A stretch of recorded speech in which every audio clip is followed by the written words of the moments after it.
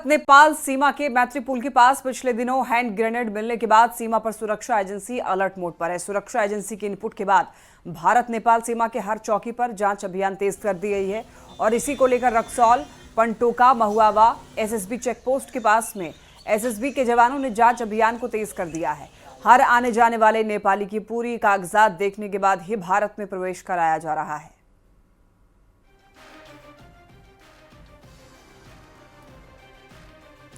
और देखिए, प्रधानमंत्री नरेंद्र मोदी आज से 5 देशों की यात्रा के लिए रवाना होने वाले हैं।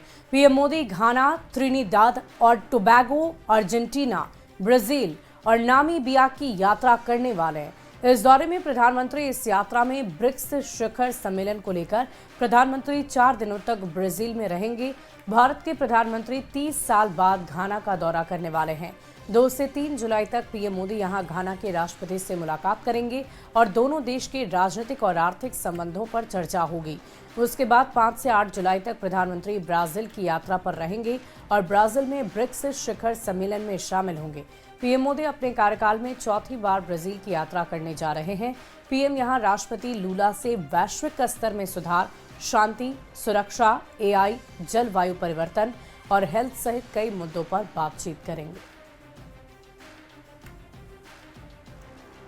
नीतीश कैबिनेट ने पुनौरा धाम को पर्यटक स्थल के रूप में विकसित करने के लिए 882 करोड़ 87 लाख रुपए की मंजूरी दी है। अब अयोध्या की तर्ज पर सीतामढ़ी के पुनौरा धाम में मां जानकी का भव्य मंदिर बनेगा, जिसको लेकर लोग बहुत खुश हैं।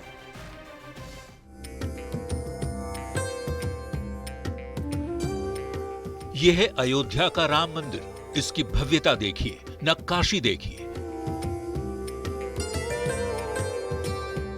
ऐसा ही मां सीता का मंदिर सीतामढ़ी के पुनौरा धाम में बनेगा। मां जानकी के मंदिर की भव्यता में कोई कमी न रह जाए, उसके लिए नीतीश कैबिनेट ने 882 करोड़ 87 लाख रुपए की मंजूरी दे दी है। मां सीता की जन्मस्थली पुनौरा धाम का श्री राम जन्मभूमि तीर्थ क्षेत्र अयोध्या के अनुरूप विकास किए जाने हेतु तैयार वृहद योजना की स्वीकृति आज मंत्रिपरिषद ने दी है। इस बात की जानकारी खुद मुख्यमंत्री नीतीश कुमार ने सोशल मीडिया साइट एक्स पर पोस्ट लिखकर दी। सीएम नीतीश ने कहा, मुझे बताते हुए अत्यंत प्रसन्नता हो रही है कि जगत जननी मां जानकी की जन्मस्थली पुनौरा धाम सीतामढ़ी भव्य मंदिर सहित अन्य संरचनाओं के निर्माण की योजना को आज कैबिनेट से मंजूरी दे दी गई है। आज कैबिनेट में वृहद योजना के लिए 882 करोड़ 87 लाख रुपए की स्वीकृति प्रदान की गई है। इस योजना का जल्द ही कार्यारंभ कर दिया जाएगा। मैंने अगस्त महीने तक इसका शिलान्यास करने का निर्देश दिया है। हम लोग पुनौरा धाम सीतामढ़ी में भव्य मंदिर निर्माण शीघ्र पूरा कराने हेतु कृत संकल्पित हैं। इसका श्री राम जन्मभूमि तीर्थ क्षेत्र अयोध्या की तर्ज पर समग्र विकास किया जाएगा। पुनौरा धाम में मां जानकी के भव्य मंदिर का निर्माण सभी देशवासियों के लिए तथा विशेष रूप से हम सभी बिहार वासियों के लिए सौभाग्य एवं गर्व की बात है। नीतीश सरकार के इस फैसले से सीतामढ़ी के लोगों में खुशी की लहर दौड़ गई है। बहुत कुछ है, खुश के कोई हथियार नहीं है, इतना कुछ है। बहुत दिनों से थी और ये नीतीश सरकार का बहुत बहुत धन्यवाद है। भगवान श्री राम की जन्मस्थली अयोध्या में रामलला का भव्य मंदिर बन चुका है। तभी से ये मांग की जा रही थी कि अयोध्या की तर्ज पर सीतामढ़ी के पुनौरा धाम में भी मां जानकी का भव्य मंदिर बने। 882 करोड़ से ज्यादा का बजट मंजूर कर नीतीश सरकार लोगों की मुराद अब पूरी करने जा रही है। न्यूज़ 18 के लिए पटना से संजय कुमार और सीतामढ़ी से राकेश रंजन की रिपोर्ट। और इस बीच मोतिहारी से एक बड़ी खबर का रुख कर लेते हैं। हिंदू लड़के लड़कियों की तस्करी की जा रही है। मुस्लिम युवकों पर तस्करी के आरोप लगे हैं। रक्सौल में एसएसबी की टीम ने रेस्क्यू किया। 2 मुस्लिम युवकों को पकड़ा गया है। उत्तर प्रदेश का सिराज और नेपाल का रियान पकड़ाया है। बड़ी खबर आपको मोतिहारी से बता दें, जहां हिंदू लड़के लड़कियों की तस्करी लगातार जारी है। मुस्लिम युवकों पर तस्करी के आरोप लगे हैं। रक्सौल में एसएसबी की टीम ने रेस्क्यू किया है। 2 मुस्लिम युवकों को पकड़ा गया है। यूपी का सिराज और नेपाल का रियान पकड़ाया है। तो इस वक्त की बड़ी खबर आपको मोतिहारी से बता रहे हैं, जहां हिंदू लड़के लड़कियों की तस्करी जारी थी। मुस्लिम युवकों पर तस्करी के आरोप लगे हैं। मोतिहारी से बड़ी खबर, मुस्लिम युवकों पर तस्करी के आरोप रक्सौल में एसएसबी की टीम ने रेस्क्यू किया। 2 मुस्लिम युवक को पकड़ा गया। यूपी का सिराज है और नेपाल का रियान बताया जा रहा है, जिन्हें पकड़ा गया है इस आरोप में कि वो लड़के और लड़कियों की तस्करी कर रहे थे। इस पूरे मामले की जांच पड़ताल लगातार जारी है, लेकिन इसी बीच खबर आपको मोतिहारी से बता रहे हैं और इस पूरी खबर की अधिक जानकारी के साथ न्यूज 18 संवाददाता अवनीश हमारे साथ मोतिहारी से फोन लाइन पर है। अवनीश, क्या कुछ जानकारी है, कब से ये खेल चल रहा था और कैसे इसका खुलासा हुआ? नहीं, बिल्कुल। देखिए, 2 मुस्लिम युवक हैं, यूपी के सिराज और नेपाल के रियान हैं। दोनों फेसबुक फ्रेंड थे और दोनों ने एक साजिश के तहत नेपाल से 5 नाबालिग बच्चों को तस्करी कर हैदराबाद ले जा रहे थे।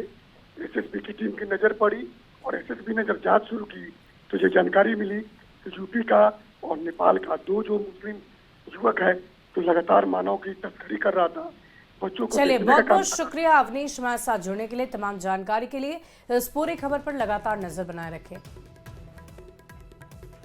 मुजफ्फरपुर में शर्मसार करने वाला मामला सामने आया है। एक तांत्रिक ने झाड़ फूंक के बहाने महिला के साथ घिनौनी हरकत की है।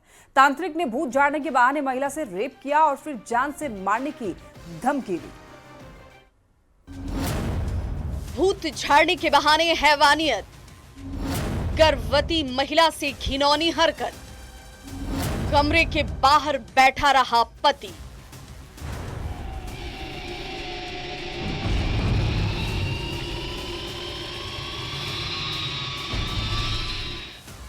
मुजफ्फरपुर में एक शर्मसार करने वाला मामला सामने आया है। गर्भवती महिला को तांत्रिक के पास जाना भारी पड़ गया। 7 महीने की गर्भवती महिला से तांत्रिक ने भूत झाड़ने के बहाने 2 दिन तक रेप किया। घटना मुजफ्फरपुर के सिवाई पट्टी थाना क्षेत्र का है।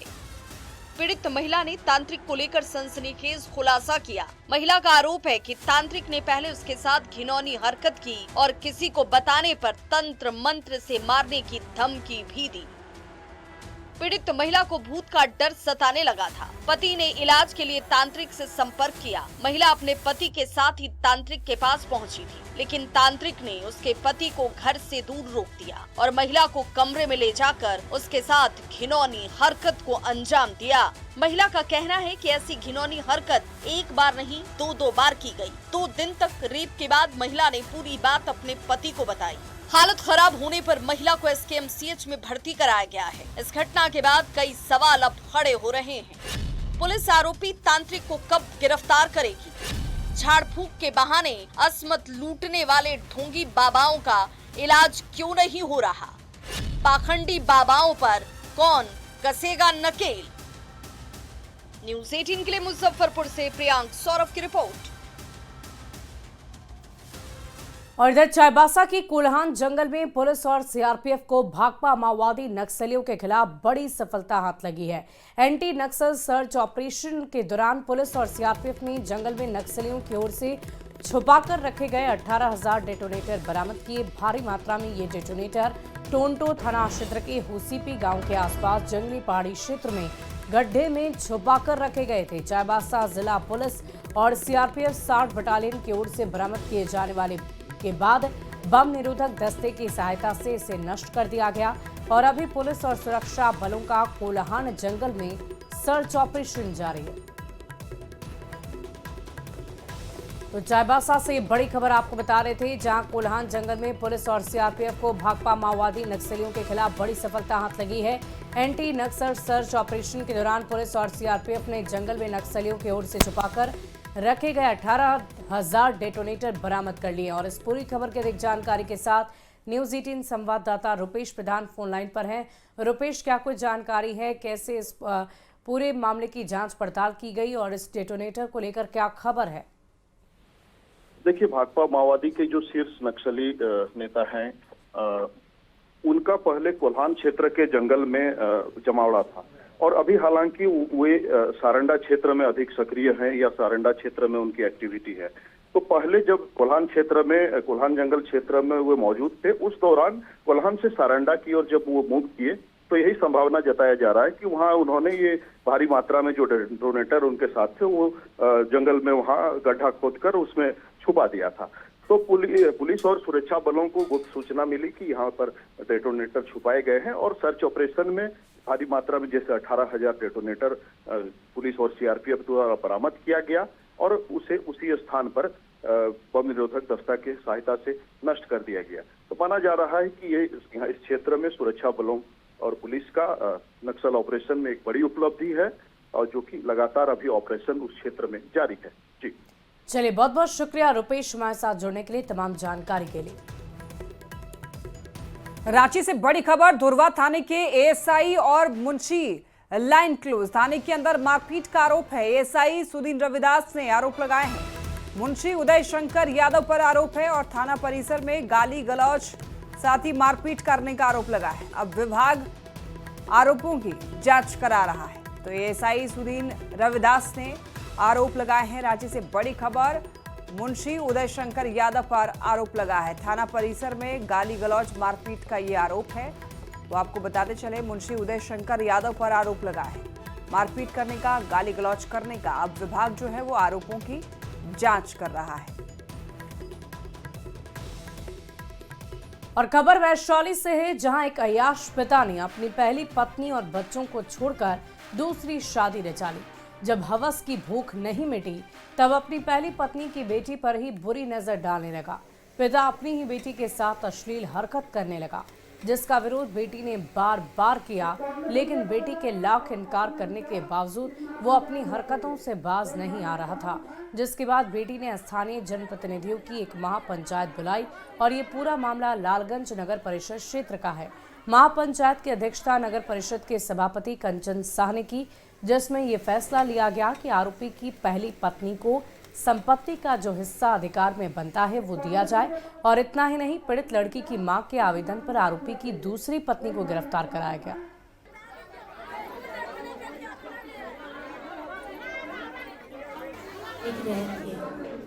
गलत नजर से देख रहे थे और जहाँ भी बोलते थे यहाँ आने के लिए, यहाँ बैठने के लिए, यहाँ सोने के लिए, ऐसे ऐसे करते थे। हम इसलिए जहर खा लिए थे। तो जहर खाने से पहले जब भी तुम्हारे पापा तुम्हारे साथ गलत निगाह से देखते थे तो इसका तुम कहीं घर में नहीं कहती थी? नहीं, मेरे पापा ने 2 शादी किए हुए हैं। छोटी किसको बताया अपनी बेटी के साथ अधिकृत, मतलब ये घृणित से अतिकाम के लिए उसको उकसाते थे, बार बार ये तंग करते थे। इसी का अति नतीजा था कि उनकी बेटी जहर खा ली थी। फैसला किया कि आपका 3 लड़का है और 1 बच्ची है जो कि आपका ब्लड है। आप तीनों को एक अपना शेयर दे दीजिए और बच्ची का शादी कर दीजिए। इतना हो गया, हम लोग ने पेपर बनवा दिया, सब चीज़ हो गया। लेकिन ये जो है इनका पंचायती हम लोग कर दिए, उसके बाद जो है इनका व्यवहार जो है से कोई ठीक नहीं रहा। तेलंगाना के संगारेड्डी जिले की एक दवा फैक्ट्री के केमिकल प्लांट में हुए विस्फोट में बिहार के रोहतास जिले के कई मजदूर इसमें घायल हुए हैं। डब्लू पासवान घायल हुए हैं और अपने परिवार से संपर्क में हैं, जबकि दिलीप गोसाई, दीपक पासवान और नागा पासवान से संपर्क नहीं हो पा रहा है, जिससे उनके परिवार बेहद चिंतित हैं। अमरथा गांव के कई लोग तेलंगाना की फैक्ट्री में मजदूरी करते हैं। घटना की सूचना मिलते ही गांव में अफरा तफरी मच गई है। स्थानीय लोग प्रशासन की मदद से अपनों की खोज में लगे हुए हैं। कंपनी के शिकायत करे के चलते हूँ लड़का के जारत रहे। जब गरीब कमाए खातिर गोल बा तो कनी के फाटक खोल देवे के चाहिए कि जे बचल बा जल्दी कल जाब। वो अपन कमीशन कमाए खातिर बाबू लेके वही में रख देलस गेट बंद कर। हमार घर चलावे वाला कोई नहीं है। अब घर के खर्चा कैसे चली, हमारा कुछ नहीं है। सरकार से क्या उम्मीद करते हैं? सरकार से ये कहते नहीं कि हमारे लड़की बीए कोई बीए कुछ करे के साधन मिली तो कमा के घर के खर्चा चला दी। अब कुछ देवे कोई तो दे दे, और जौन चलत तो जानते मैंने भगवान तो छीनिए ले लो। अब तो हार हमारे कुछ नहीं के, अब कटोरा के भीख मांग के चलाई। और मधेपुरा के मुरलीगंज थाना क्षेत्र में तेज रफ्तार कार ने 3 स्कूली लड़कियों को रौंद डाला है। छात्राएं स्कूल से लौट रही थी और तभी कार ने उन्हें टक्कर मार दी और चालक मौके से फरार हो गया। स्थानीय लोगों ने तत्परता दिखाते हुए उन्हें नजदीकी स्वास्थ्य केंद्र पहुंचाया, जहां से गंभीर रूप से जख्मी 2 बच्चियों को मधेपुरा रेफर कर दिया गया है। घटना के बाद क्षेत्र में आक्रोश का माहौल है। पुलिस फरार चालक की तलाश में जुटी हुई है। ये सब पढ़ने के लिए गए थे, उधर से आ रहा था, 4 चक्का धक्का मार दिया। ये सब लकड़ी पर गिर गया, इसको पता नहीं था जो हमको कहाँ धक्का मारा। तो हम लोग को खबर गया तो हम लोग आए तो एक ठो जो ज़्यादा सीरियस थे उसको लेके लबटोल चौक पर गए थे दवाई सुइया करने के लिए। हम लोग चल गए वहाँ पे मिर्गन से घूर कर तब फिर इधर आए। स्कूल से बच्चों को छुट्टी दी गई थी। बच्चे अपने साइड से बिल्कुल आ रहे थे घर की ओर।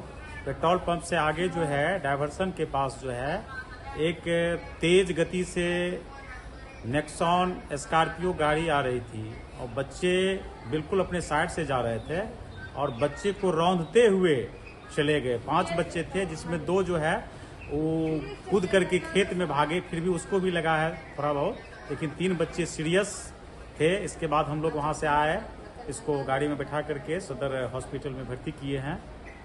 2 बच्चे की स्थिति तो अभी हम गंभीर देख रहे हैं, अब डॉक्टर के शरण में है। अब ईश्वर से यही कामना करते हैं कि बच्चे सुरक्षित रहे। गया जी के इमामगंज में विजयनी गांव के पास 2 महीने पहले बनी आरसीसी पुलिया तेज बारिश और पानी के बहाव में धंस गई। इसके साथ ही सड़क का किनारा भी बह गया, जिससे कई गांव का संपर्क इमामगंज और डुमरिया प्रखंड मुख्यालय से टूट गया है। दर्जनों गांव के लोग अब जर्जर वैकल्पिक रास्तों से यात्रा करने के लिए मजबूर हैं। स्थानीय ग्रामीणों ने आरोप लगाया है कि ठेकेदार और विभागीय लापरवाही के कारण इतनी जल्दी पुलिया धंस गई। ग्रामीणों ने सरकार से मामले की जांच करके दोषी ठेकेदारों और अधिकारियों पर कार्रवाई की मांग की है। दिखी जा रही है रोड में दिक्कत है कि रोड जो बना था 2 महीना ही हुआ है, बल्ला रोड और पुल दोनों, और एक ही बारिश में जो है से धंस गया, पुल टूट गया। जो है से अथी के माध्यम से उन लोगों के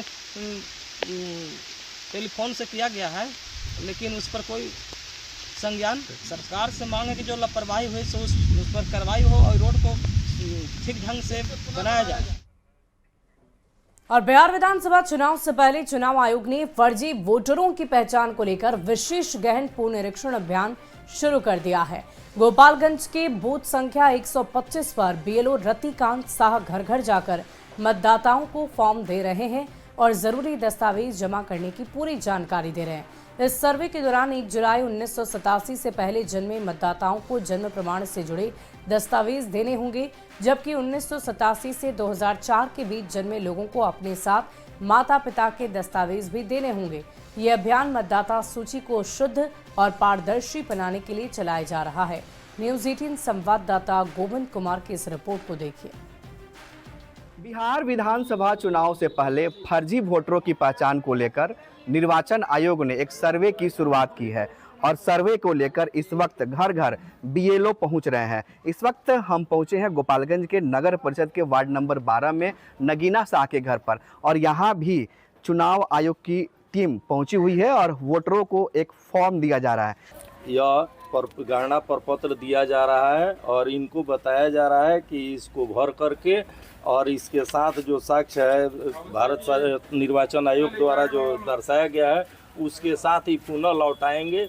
इसके द्वारा सत्यापन किया जा रहा है कि जो भी वैध मतदाता है उनका नाम रहे और अवैध मतदाताओं का नाम हटा दिया जाएगा। इसके लिए आज हम पहुंचे हैं वार्ड नंबर 12 में, अपने पोषक क्षेत्र में अपने मतदाताओं को प्रपत्र दे रहे हैं और इन लोगों को बता रहे हैं कि हम फिर आएंगे और ये लोग भर करके हमको लौटाएंगे। कब तक चलेगा ये? यह 25 जुलाई तक चलेगा। ये सत्यापन के लिए कागज मिला है हम लोग को, इसको भर करके देना है। क्या क्या पूछा जा रहा है इसमें? ये पूछा जा रहा है कि यही जो मैंने गलत है कि सही है, तो सही है तो भर कर देना जरूरी है। तो फार्म के भर के लौटाए के मनवाड के हम बानी की ना। क्या क्या पूछा गया फार्म में? परिवार के कर आधार का अथी बाटे पहचान पत्र ना, पूरा परिवार के लोग को मिल रहा है। हाँ। तो समझ लिया अच्छे से ना।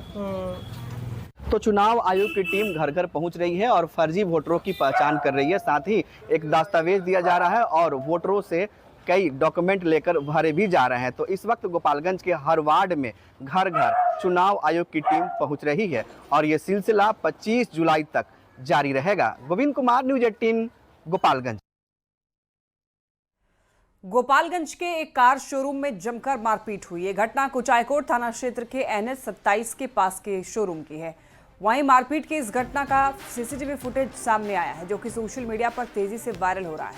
बताया जा रहा है कि यह घटना 29 जुलाई की शाम की है, जहां पर 4 लोग कार शोरूम में पहुंचते हैं, रिसेप्शन काउंटर पर मौजूद कर्मियों के साथ गाली गलौज करते हैं और उसके बाद मारपीट करने लग जाते हैं। हाथापाई की तस्वीर सीसीटीवी कैमरे में कैद हुई है, आप ये देख सकते हैं।